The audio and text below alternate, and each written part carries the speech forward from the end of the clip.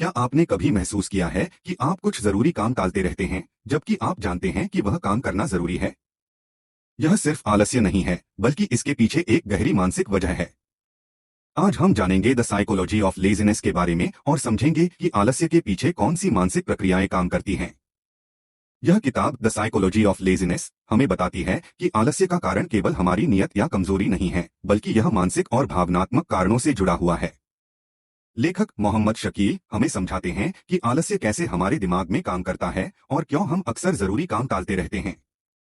हम सोचते हैं कि आलस्य सिर्फ एक आदत है, लेकिन दरअसल यह हमारे इमोशन से जुड़ा हुआ है।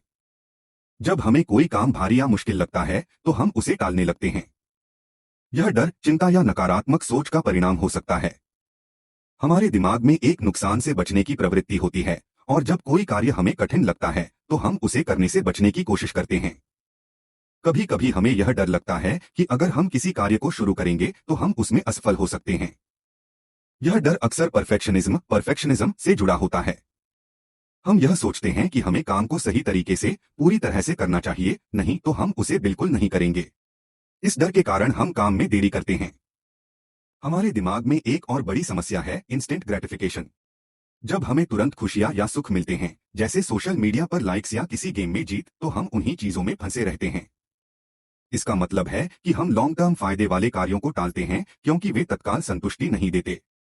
कभी कभी आलस्य हमारी आत्ममूल्यता सेल्फ वर्थ से भी जुड़ा होता है।